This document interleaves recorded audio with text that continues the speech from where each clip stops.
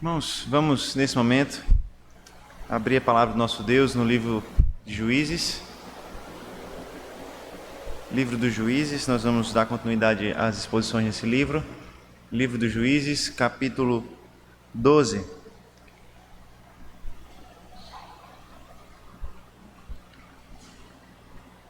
Livro dos Juízes, capítulo 12. Nós faremos a leitura a partir do versículo 1 desse capítulo até o versículo 7.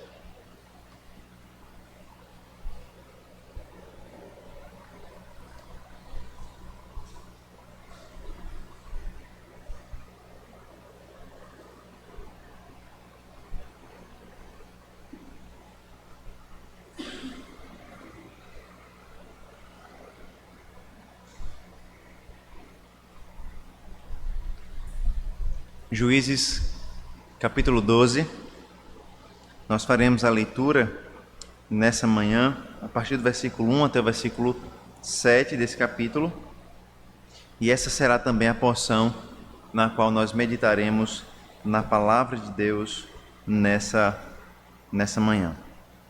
Ouça com fé a palavra do Senhor, ela será lida e logo após também será aplicado aos nossos corações. Isso requer de nós atenção, isso requer de nós corações atentos para ouvir a voz do Senhor.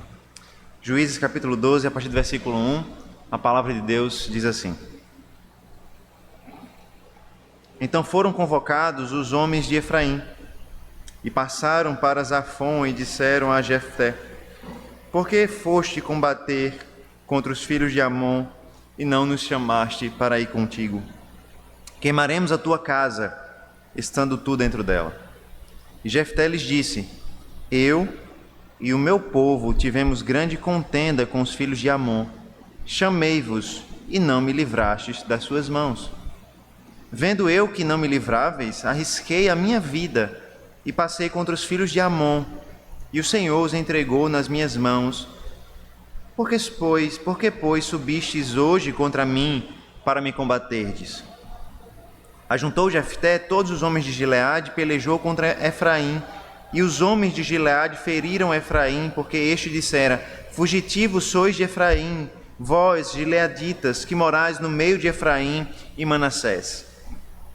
Porém, os gileaditas tomaram os vales do Jordão, que conduzem a Efraim, de sorte que, quando qualquer fugitivo de Efraim dizia: Quero passar, então os homens de Gileade lhe perguntavam: És tu efraimita?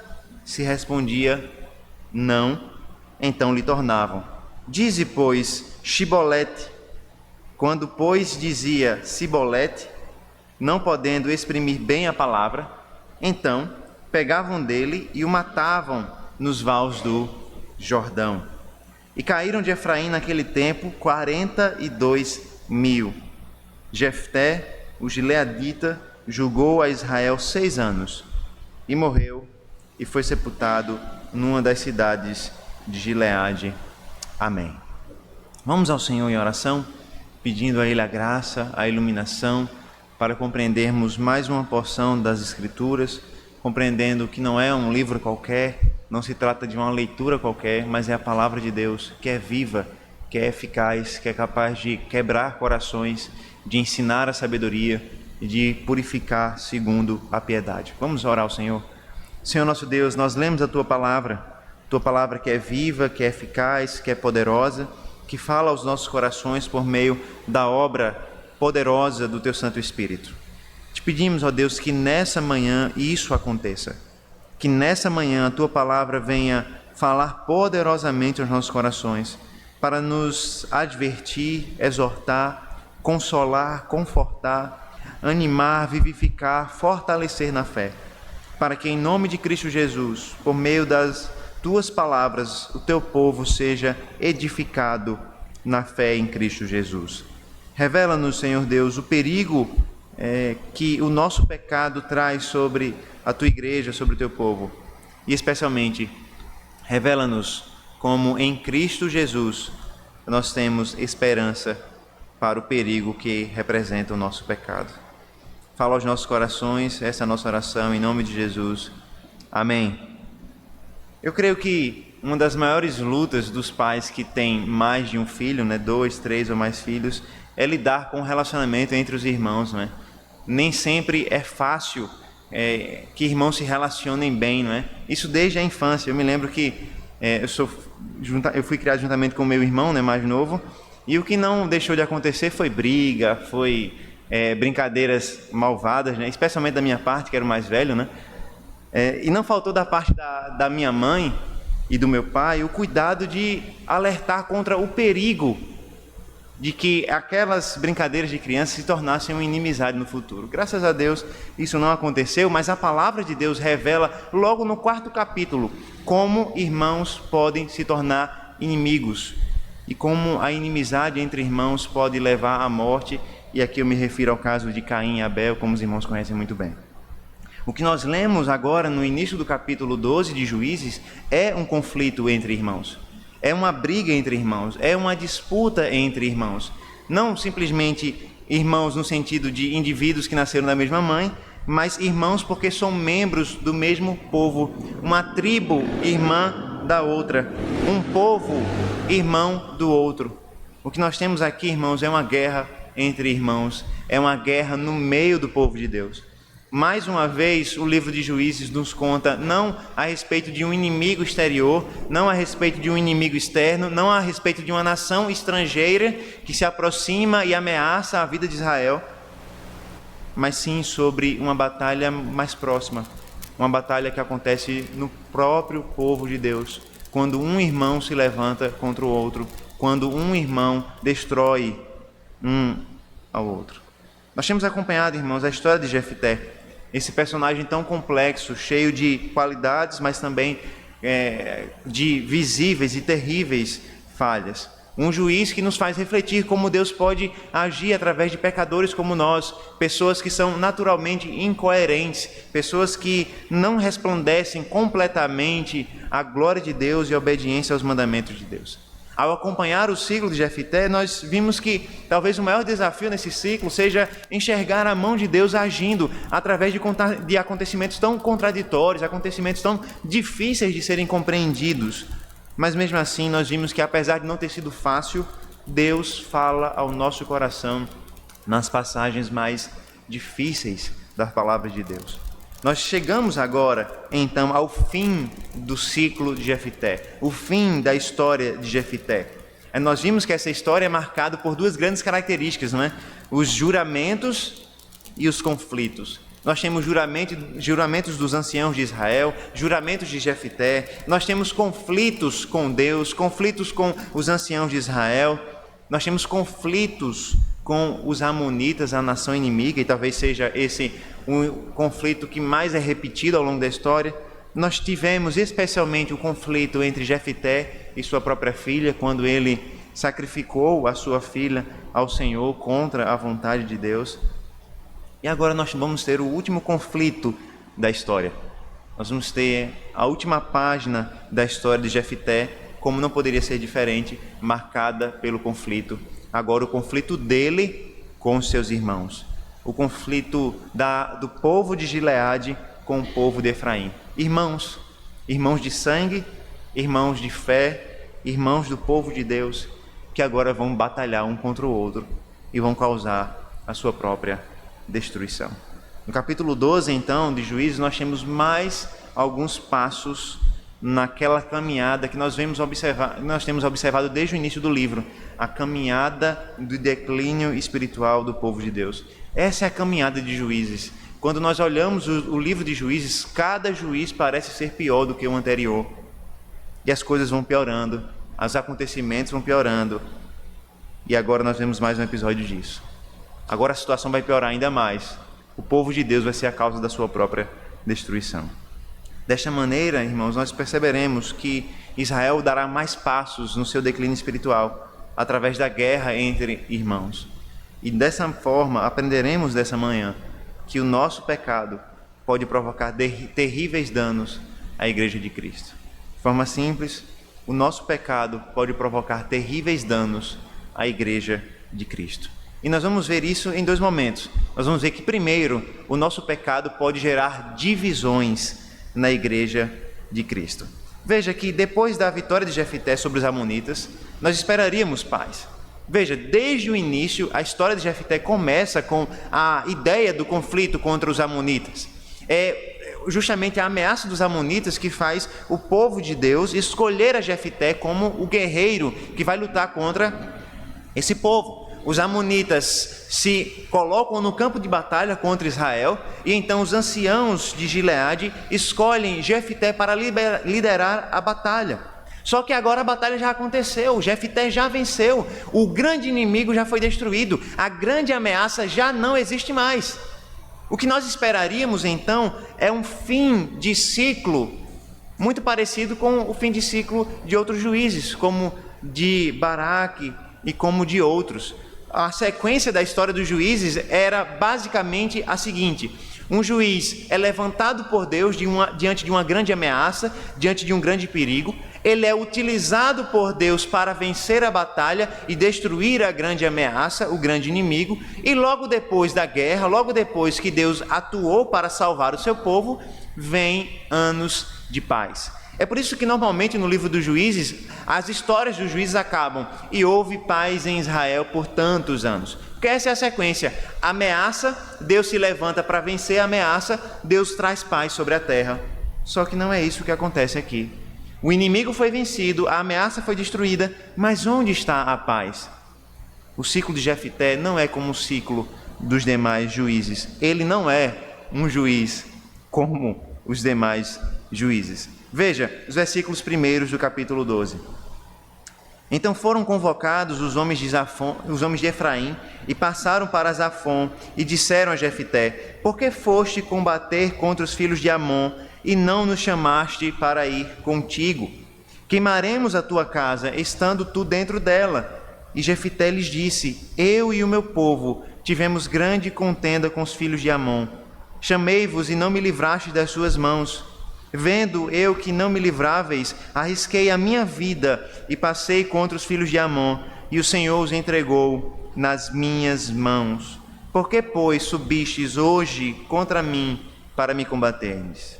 Observe que há aqui uma sequência de ações, e as ações começam com a tribo de Efraim.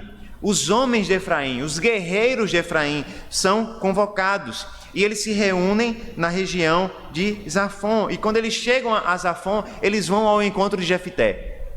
A tribo de Efraim convoca todos os seus guerreiros, todos os seus homens, e vão até Jefté e trazem o seguinte questionamento: por que você foi combater contra os filhos de Amon e não nos chamou para ir contigo? Essa pergunta, irmãos, é mais do que uma simples interrogação, é mais do que uma simples dúvida, é uma acusação, é uma queixa contra Jefté de maneira muito clara. Você foi guerrear contra os amonitas e não nos chamou. É interessante, irmãos, perceber que a tribo de Efraim se sentiu aqui ofendida e apresentou a sua queixa por não ter sido convocada para a guerra. E essa não foi a primeira vez que a tribo de Efraim se sentiu dessa forma. Como nós vimos com Gideão, ainda no capítulo 8 de Juízes, eles também questionaram Gideão por não terem sido chamados para a batalha. Da mesma maneira, eles mostraram insatisfação porque Gideão não havia convocado eles na batalha contra os midianitas.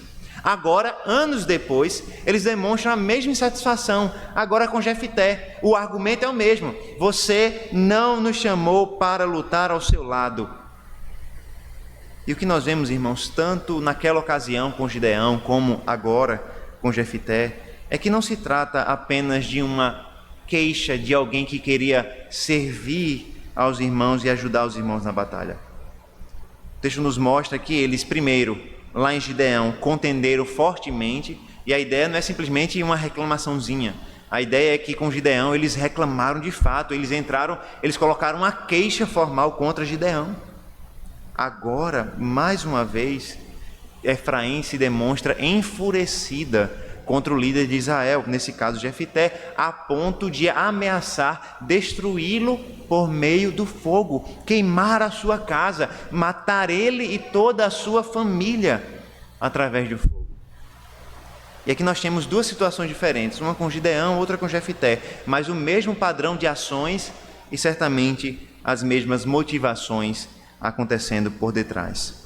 A queixa, irmãos, que parece apontar para um desejo justo do povo de Deus de ajudar seus irmãos, na verdade mostra claramente que havia orgulho, ciúmes e talvez inveja aqui no coração de Efraim. E isso é muito claro, irmãos. Alguém que deseja servir aos seus irmãos, alguém que deseja servir a Deus e servir a igreja de Deus, não ameaça queimar o seu irmão porque não foi chamado para a batalha.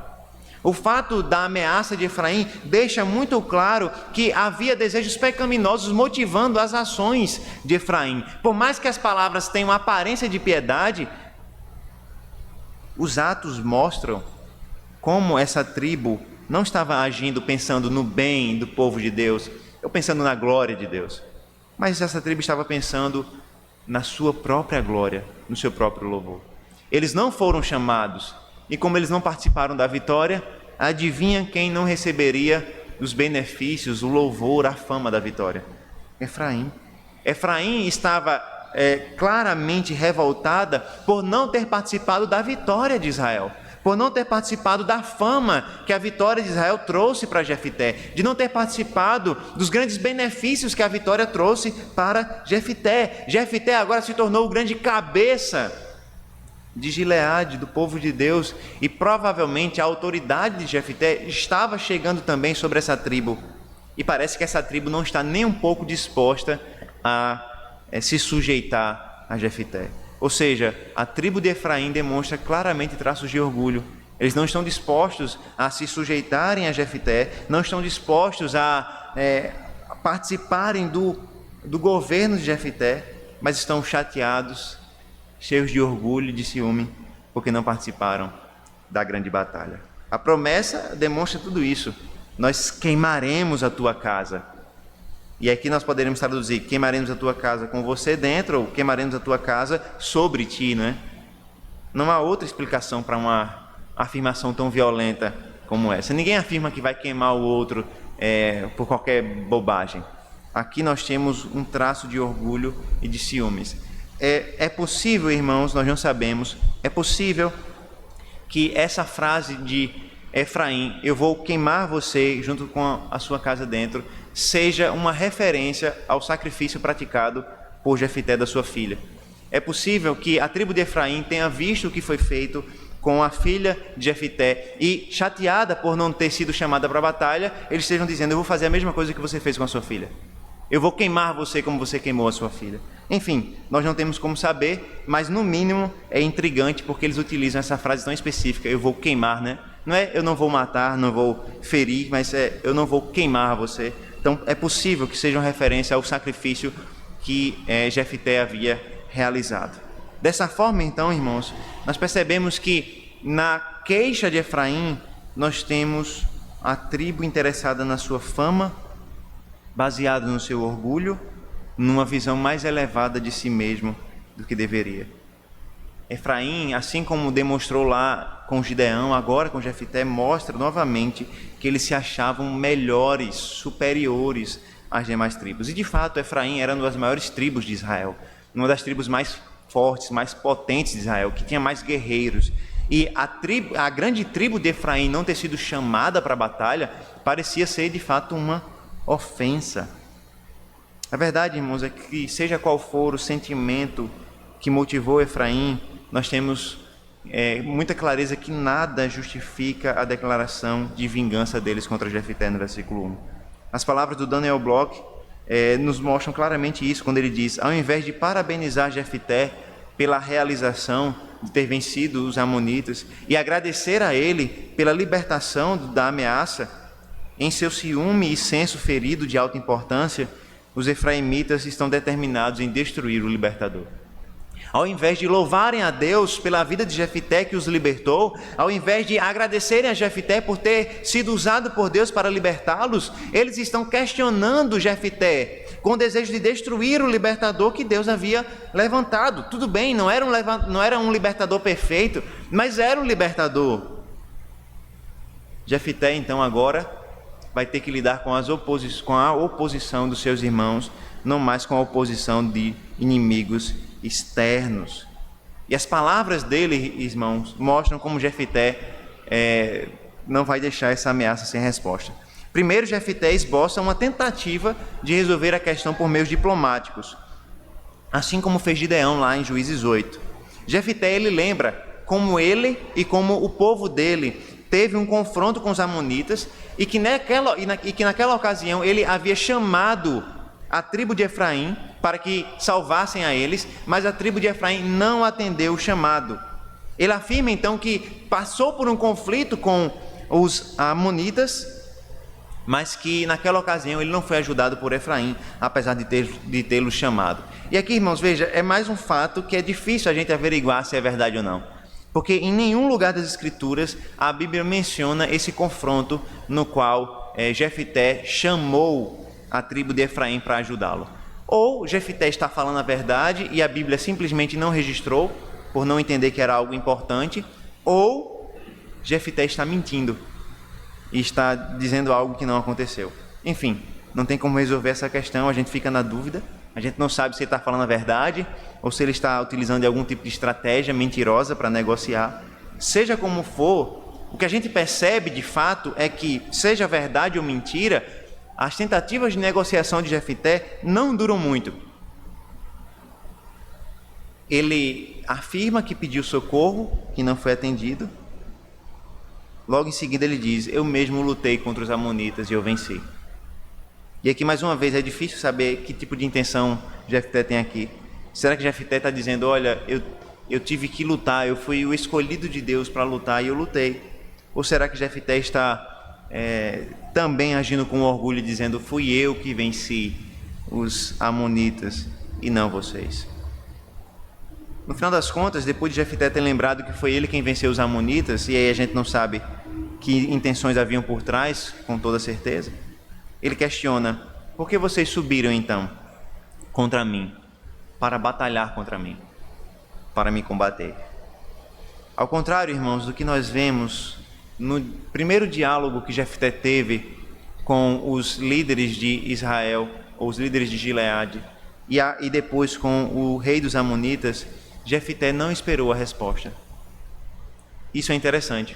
Jefté parece começar um caminho de diplomacia, conversando com seus irmãos, mas quando ele utilizou esse mesmo caminho com o rei dos amonitas, ele mandou uma mensagem, esperou a resposta, ouviu a resposta, depois mandou uma outra mensagem, e assim por diante.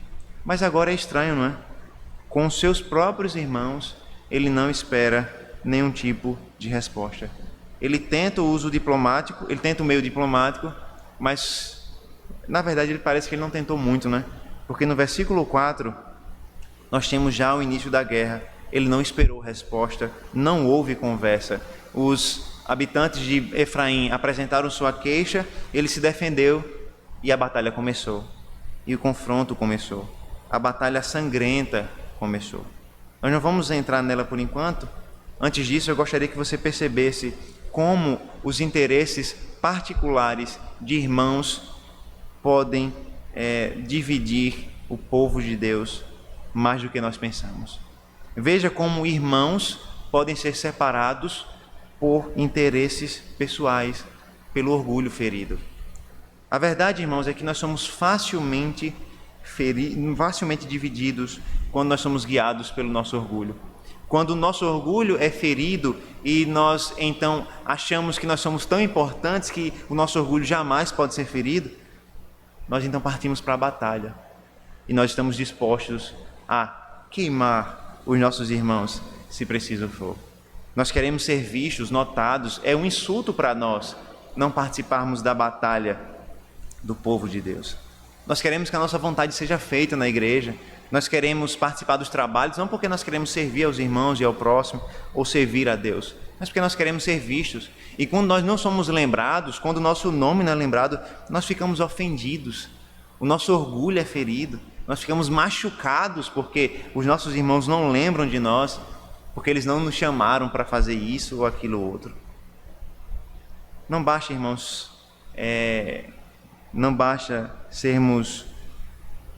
basta apenas não sermos mencionados em agradecimentos públicos, basta apenas nós deixarmos de sermos convidados para algum evento da igreja, basta ter alguma publicação nas redes sociais, nós não sermos mencionados, que logo nós ficamos sentidos, o nosso orgulho é ferido, nós nos sentimos excluídos da igreja. E é justamente nesse momento que o nosso coração, Satanás, utiliza do nosso orgulho para dividir a igreja. Foi isso que aconteceu com Efraim. Efraim se sentiu excluída do sucesso, excluída da vitória. Como uma tribo tão importante, tão grande como Efraim poderia ter sido esquecida? E por esse sentimento de orgulho, eles se rebelaram contra o seu próprio irmão. A verdade, irmãos, é que Efraim não ficou triste porque gostaria de ter servido a igreja e a Deus, mas porque Efraim gostaria de servir a ela mesma. E a verdade é que tantas vezes nós ficamos tristes, não porque nós deixamos de servir a Deus e a igreja, mas porque nós não fomos servidos, porque nós deixamos de servir a nós mesmos, porque nós não tivemos a oportunidade de demonstrar todos os nossos dons e talentos. E quando nós observamos essa situação, nós somos muitas vezes dominados pelo orgulho, pelo ciúme de irmãos que parecem executar papéis mais importantes do que nós. E nós não percebemos que isso corrói a comunhão da igreja, isso provoca divisão no meio do povo de Deus. E isso não só vai provocar divisões, isso também vai provocar a destruição do povo de Deus. É isso que nós aprendemos. Primeiro, o pecado ele pode gerar divisões na igreja. Segundo, nós veremos a partir de agora, o nosso pecado pode gerar a destruição da igreja. O nosso pecado pode gerar destruição. Veja, a partir do versículo 4, a batalha finalmente começa, né? Até agora, o que houve foi conversas. Agora, a batalha de fato vai começar. Veja, versículo 4. Ajuntou Jefté todos os homens de Gileade e pelejou contra Efraim. E os homens de Gileade feriram Efraim, porque este dissera: fugitivos sois de Efraim, vós, gileaditas, que morais no meio de Efraim e Manassés. Porém, os gileaditas tomaram os vales do Jordão que conduzem a Efraim, de sorte que quando qualquer fugitivo de Efraim dizia: quero passar, então os homens de Gileade lhe perguntavam: és tu efraimita? Se respondia: não, então lhe tornavam: dize, pois, Shibolete. Quando dizia Sibolete, não podendo exprimir bem a palavra, então pegavam dele e o matavam nos vales do Jordão. E caíram de Efraim naquele tempo 42 mil. Como nós acabamos de ouvir, Jefté não foi tão diplomático assim com seus irmãos quanto ele havia sido com o rei dos Amonitas. Não houve resposta. No momento em que sua autoridade foi questionada, no momento em que seu governo foi questionado, ele seguiu para a batalha. E o versículo 4 nos diz que ele reuniu os homens de Gileade e lutou contra os seus irmãos de Efraim, causando um terrível dano a essa tribo. É interessante que o autor de Juízes faz questão de preservar um dito que era falado pelo povo de Efraim. Fugitivos sois vós de Efraim, vós gileaditas, que morais no meio de Efraim e Manassés. É interessante que a palavra aqui, fugitivos, ela tem aspectos de alguém que foi renegado, alguém que foi expulso, que se tornou fugitivo por causa da expulsão. E embora a gente não tenha certeza a respeito da razão desse dito, é interessante lembrar que assim começou a história de Jefté, né? Jefté começou a história como um fugitivo, como alguém que era filho de uma prostituta, cujos irmãos não aceitaram a sua filiação ali, né, a parte do seu pai, da parte do seu pai, e expulsaram ele da casa do seu pai. Ou seja, a história de Jefté começa como a história de um fugitivo, de alguém que tem que fugir da sua casa, porque senão seus irmãos iriam agir contra ele. Agora nós temos Efraim falando: fugitivos sois de Efraim. Mas a ironia é maior ainda. A história de Jefté começou com o fato de ele se tornar um fugitivo por causa dos seus irmãos. Mas agora é Jefté que vai tornar os seus irmãos fugitivos. Jefté parece que não aprendeu muito com o fato dele ter sido expulso da casa do seu pai por causa da violência dos seus irmãos. Agora ele mesmo vai praticar violência contra os seus irmãos e vai torná-los fugitivos. Em resposta, Jefté transforma os efraimitas em fugitivos. Os gileaditas, liderados por Jefté, tomam os vales do Jordão e cercam o território de Efraim. Que estratégia militar muito interessante.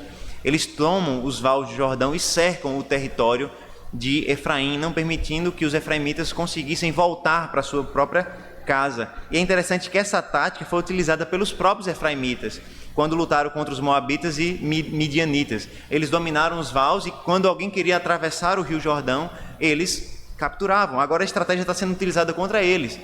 Os gileaditas capturaram os vales de Jordão e quando alguém queria atravessar o Jordão para voltar para Efraim, então eles eram capturados.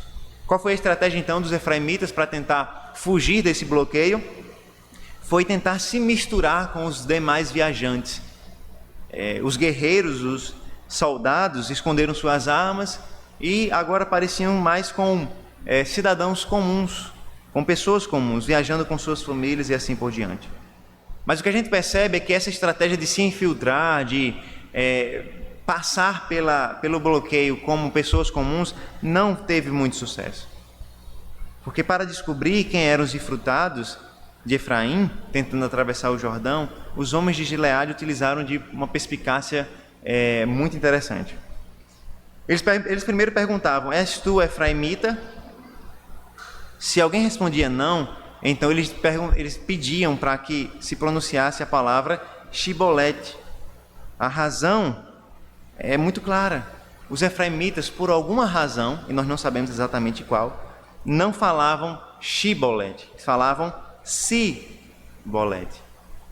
A palavra Shibolete, irmãos, ela não tem um significado preciso, ou pelo menos a gente não sabe que significado ela tem. Provavelmente era só um trocadilho, uma espécie de brincadeira com as palavras que era feita naqueles dias. E a questão, então, não é de significado, né? A questão aqui é de fonema, é do som da pronúncia mesmo. Eles colocavam esse trocadilho para que alguém denunciasse pelo seu sotaque, pela sua forma de falar, que ele não era daquela região, que ele era de uma outra região, e assim por diante, né? É interessante que a gente percebe muito dessas situações no Brasil, né? A gente, quando sai do Nordeste para outras regiões, a gente percebe a diferença de sotaque, ou quando alguém de outra região vem para o Nordeste, a gente percebe as diferenças de sotaque. Até mesmo dentro do próprio Nordeste, a gente percebe diferenças de sotaque, de forma de falar, e assim por diante. Parece agora que muito claro que a tribo, ou o povo de Gileade, utilizou dessas diferenças de sotaque, regionalismos, para descobrir quem eram de fato os efraimitas, não é? Essa dificuldade, irmãos, com a pronúncia é engraçada, não é? Ela é cômica, porque demonstra que eles não tinham a capacidade de falar sem que o sotaque denunciasse, sem que a maneira de pronunciar denunciasse. Porém, aquilo que é cômico acaba tendo um resultado que não é nada engraçado, não é? Eles foram descobertos a partir da sua forma de falar e eles foram mortos nos vales do Jordão. Veja, irmãos, o que o livro está descrevendo aqui não é a morte de alguém num campo de batalha. O que já é terrível quando se trata de irmãos. O que está sendo descrito aqui é que um irmão sem arma, em menor número, infiltrado como um viajante, era morto quando era descoberto. Ou, em outras palavras, ele não era uma morte de guerra, era uma execução.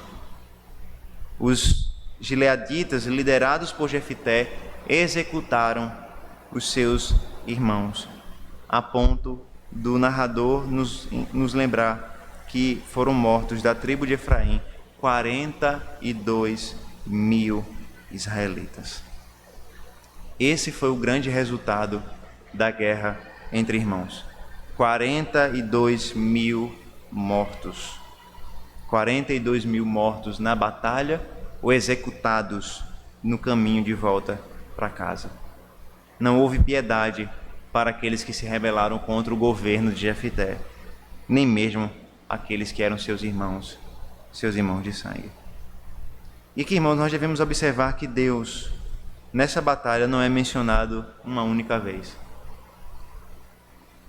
o livro de Juízes deixa Deus de fora dessa batalha. E há uma razão muito clara para isso. Não que Deus não estivesse vendo, não que Deus deixou de ser soberano, não é a razão para isso. Mas o livro de Juízes faz questão de deixar Deus de fora da batalha para mostrar que essa batalha não estava acontecendo por causa da vontade de Deus. Pelo contrário, que essa batalha não tinha nenhuma aprovação de Deus. Deus não aprova quando um irmão se levanta para destruir o outro. Deus não aprova quando um irmão, por orgulho, se levanta para tirar a vida do outro ou para tentar prejudicar a vida dele de outras formas. Deus não aprova também quando um irmão se vê ofendido pelo orgulho do outro e reage a partir da sua soberba e arrogância, tentando destruir o seu irmão, tentando, pela força, controlar o orgulho e o ímpeto dos seus irmãos. Lembra que eu falei que o livro de Juízes vai caminhando ladeira abaixo num ciclo interminável? Essa não vai ser a última batalha entre irmãos no livro de Juízes. Pelo contrário, essa batalha é apenas um prelúdio para a grande batalha que vai acontecer entre os capítulos 19 e 21, quando nós vamos ver uma grande guerra civil em Israel. Tribo contra tribo, povo contra povo. E aqui, nesse prelúdio, nós já vemos a máxima muito importante. O pior inimigo de Israel naqueles dias foi revelado. Era o próprio Israel. O pior inimigo do povo de Deus naqueles dias era, sem sombra de dúvida, o povo de Deus. E muitas vezes, irmãos, nós não percebemos que nós, a igreja, somos tantas vezes a maior ameaça para a igreja. A maior ameaça para o bem-estar da igreja. O pior inimigo, irmãos, para a nossa comunhão, o maior inimigo para o nosso crescimento, para a nossa santificação, para o progresso dessa igreja, não é simplesmente Satanás, o mundo e assim por diante. São inimigos ferrenhos. Mas saiba que existe um inimigo mais próximo, mais íntimo, mais perigoso. É o seu coração, é o meu coração, é o pecado que há em nós, que está pronto para destruir a comunhão que nós temos com os irmãos, se nós dermos qualquer tipo de brecha. Nós somos a maior ameaça para o bem da igreja. O nosso coração o nosso orgulho, o nosso ciúme, a nossa inveja, o nosso desejo de termos os melhores cargos, de termos a primazia. Irmãos, acredite, nós somos capazes de ser cruéis com os nossos irmãos, assim como Jefté foi. É verdade, não é? Às vezes a gente trata melhor os de fora do que os de dentro da própria casa. E esteja seguro, o seu coração é capaz de tratar seu irmão em Cristo pior do que você trataria alguém que você nem conhece. A verdade é que nós podemos ser, irmãos, piores com os da casa do que com os de fora. Por isso, nós somos chamados, através das exortações desse texto, a vigiar o nosso coração, para não permitir que o nosso pecado traga destruição, divisões para a igreja. Nós somos chamados para lutar contra o pecado, para mortificar o nosso pecado, para buscar piedade e reconciliação. Nós somos chamados para lutar contra o orgulho que há em nós, para pararmos de nos considerarmos tão importantes, tão bons, tão qualificados, como nós pensamos que nós somos. Nós somos chamados a assumir a postura que Cristo nos ensinou, nos tornarmos servos, estamos dispostos a servir. Aquele que quer seguir a Cristo Jesus precisa se tornar servo. Por isso, irmãos, nós somos chamados a perceber que o nosso chamado não é para nós nos considerarmos maiores, mas sim para nós nos considerarmos menores, para considerarmos as nossas necessidades menores do que as necessidades dos nossos irmãos, para considerarmos as nossas demandas menores do que as demandas dos nossos irmãos. Nós somos chamados a nos considerar menores que os nossos irmãos, a ponto de servi-los como Cristo Jesus o fez. De forma prática, a gente poderia fazer algumas perguntas que nos ajudam a perceber se nós temos permitido que o pecado do nosso coração seja uma ameaça para a igreja. Onde eu sou muito rápido para julgar os meus irmãos em Cristo? Com que velocidade eu julgo as atitudes dos meus irmãos? Será que quando alguém fala comigo, age comigo, eu sou muito rápido em julgar que há maldade, malícia, ou não?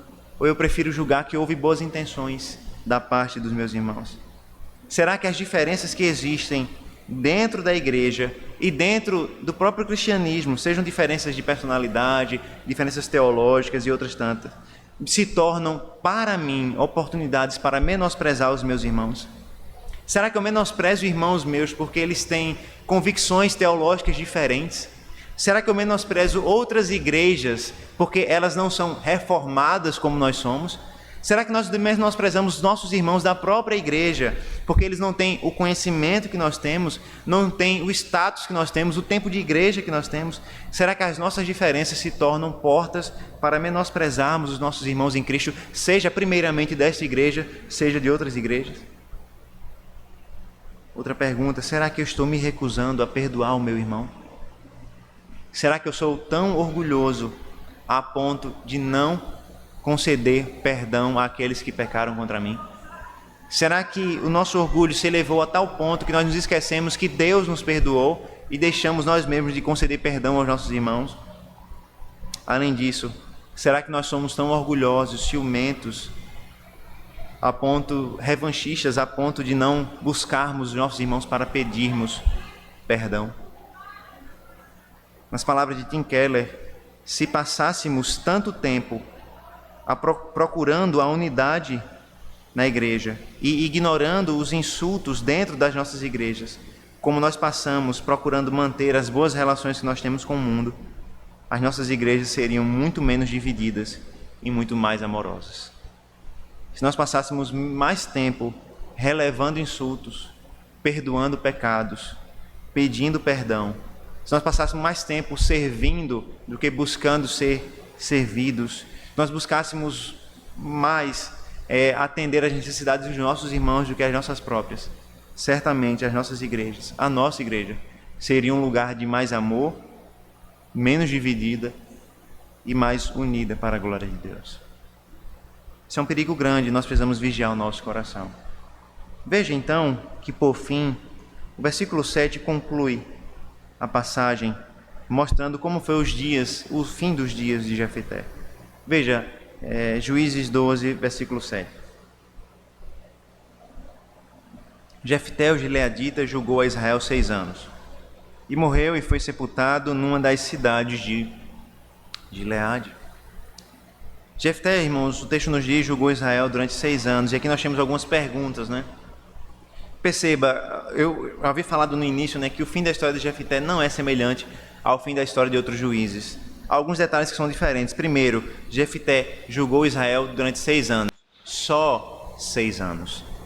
Enquanto os juízes julgaram por 30, 40 anos, Jefté só julga por 6 anos. Além disso, normalmente, no fim dos ciclos de juízo, o texto diz, houve paz em Israel. Mas não é dito que houve paz nos dias de Jefté. Jefté, infelizmente, não foi um bom juiz para Israel. Sim, ele foi um instrumento de Deus para libertar o seu povo. Ele foi usado por Deus, ele creu em Deus e foi instrumento nas mãos de Deus. Claramente, o texto de Hebreus nos diz isso. Porém, o texto de Juízes também nos revela que nos seus dias não houve paz em Israel. Irmãos se mataram nos dias em que ele julgava. Além disso, ele julgou pouco tempo em Israel.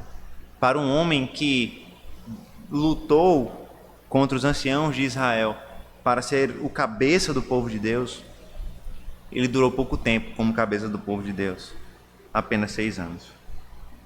Termina assim a história de Jefté. Um período de governo curto, extremamente sangrento, com mortes não fora, mas mortes dentro do povo de Deus. Como essa história, irmãos, é diferente não só das histórias que nós observamos nos demais juízes. Como essa história, irmãos, é diferente também da história que nós observamos na pessoa do Senhor Jesus Cristo. Nós já mencionamos aqui, Ele nos ensinou a servir, Ele nos ensinou a deixarmos o nosso orgulho de lado e sermos servos. Ele, como o nosso Redentor, entregou a sua vida para nos reconciliarmos com Deus. E veja, se o nosso coração é a maior ameaça para a unidade da igreja, É a obra de Cristo que promove a unidade que nós temos. Jesus Cristo morreu para que nós fôssemos um só corpo, debaixo de uma única cabeça. E por isso, irmãos, nós jamais podemos permitir que os nossos pecados quebrem aquilo que Cristo construiu. E o Senhor Jesus Cristo, ele não seguiu o caminho de orgulho, pelo contrário, ele seguiu o caminho da humildade, da servidão. Quando ele se tornou semelhante a um servo, ele se tornou homem. E em nosso lugar, em nosso favor, ele se entregou, ele morreu. Para que nós fôssemos conquistados para ele, não como indivíduos, mas que nós fôssemos conquistados para ele como um povo. É por isso que o Senhor não nos chama de indivíduos santos, mas sim de nação santa. Não de filho de Deus, mas de filhos de Deus. Nós somos comprados como um povo, para sermos um povo debaixo de uma única cabeça. Essa é a obra de Cristo. O nosso pecado, irmãos, promove divisões e destruição. Mas a obra de Cristo, a sua vida, a sua morte, a sua ressurreição, a sua ascensão, promovem união e salvação. Por meio de Cristo nós fomos reconciliados com Deus. Por meio de Cristo nós passamos a fazer parte de um só corpo. Por isso, diante dos pecados do seu coração, que provocam divisões, que provocam contendas, disputas e destruição, creia em Cristo Jesus. Creia que o Evangelho de Cristo é o Evangelho da reconciliação. Creia que você pode perdoar seu irmão, que você pode pedir perdão ao seu irmão, que você pode se arrepender do que você fez, porque Cristo promove reconciliação não só entre nós e Deus, mas entre nós e nós mesmos. Além disso, siga o exemplo de Cristo e promova a reconciliação na igreja, promova serviço na igreja, promova amor na igreja, promova unidade na igreja. Creia em Cristo Jesus, creia que Ele morreu na cruz para que nós fôssemos servos de Deus. Mais do que isso, para que nós fôssemos servos uns dos outros. O Senhor nos chamou para sermos filhos de Deus, juntamente com os nossos irmãos, servos de Cristo, servos uns dos outros. Creia em Cristo Jesus, creia no seu Evangelho, siga o exemplo de Cristo e não permita que o seu pecado provoque danos na igreja. Permita e faça e lute para que o Evangelho de Cristo, o Evangelho da reconciliação, provoque restauração, provoque transformação, conversão, santificação na igreja e em nós, para a honra e glória do Senhor Jesus. Vamos orar nesse momento? Senhor nosso Deus, nós te louvamos, Pai, e te agradecemos, porque sim, nós compreendemos que o nosso pecado é uma grave ameaça para a unidade da igreja. É verdade, nós compreendemos isso e nós te louvamos porque o Senhor nos alerta a respeito disso. Mas nós nos alegramos, Deus, especialmente porque o Senhor providenciou solução para o nosso pecado. O Senhor deu o teu Filho Jesus Cristo para morrer na cruz do Calvário, para pregar o Evangelho da reconciliação, não só com Deus, mas a reconciliação com os nossos irmãos. De maneira que agora nós podemos perdoar, sermos perdoados, de maneira que agora nós podemos lutar contra o nosso orgulho e sermos humildes, de maneira que agora, Senhor Deus, nós podemos fazer parte de um único corpo, debaixo de uma única cabeça. Te pedimos, ó Deus, promove unidade no nosso meio, promove santificação no nosso meio, promove serviço no nosso meio, promove amor no nosso meio. Não permita que o orgulho, que ciúmes, que invejas, que soberbas, ó Deus, possam destruir a comunhão que há em nós, mas que o Evangelho da reconciliação permaneça firme entre nós, para a honra e glória do Senhor Jesus Cristo. Atende a nossa oração, Pai, nós te oramos. Amém.